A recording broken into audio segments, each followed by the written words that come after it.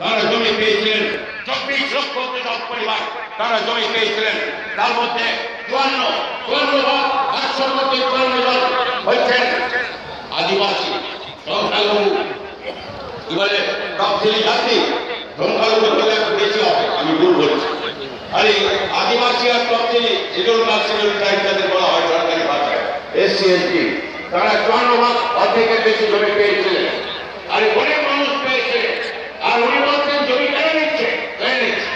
তারপরে যখন শিল্পের জন্য জমি, তখন আমরা শীঘ্রে জমি অধিগ্রহণ করেছিলাম। আর আমি সেই ইতিহাসে যাচ্ছি না। উনি কালকে বিশ্ব ব্যঙ্গ সম্মেলন করেছে। বিশ্ববঙ্গ, তো আমি বলি মুখ্যমন্ত্রী আপনি বুঝতে পারছেন না, আসলে ওটাকে লোকে বলছে বিশ্ববঙ্গ সম্মেলন না, বিশ্ব ব্যঙ্গ সম্মেলন।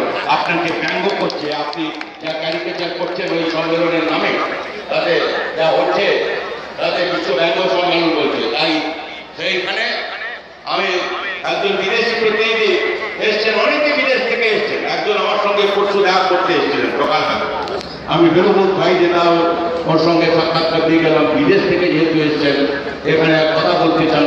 তারপরে আমি বললাম, ওকে জিজ্ঞেস করলাম, আচ্ছা আপনারা কখনো শুনেছেন, কোথাও কেউ শুনেছেন পৃথিবীর ইতিহাস, কোন দেশের ইতিহাস?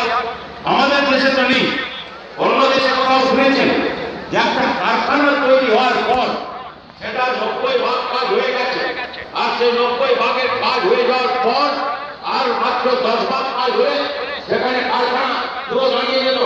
আর সেই ছোট গাড়ি তৈরির কারখানা, তাতে বিপুল কর্মসংস্থান হতো একটা কোম্পানি না, দেশি বিদেশি এতগুলো কোম্পানি তারা এসেছিল ওখানে। নানা রকম কেউ তার তৈরি করবে, কেউ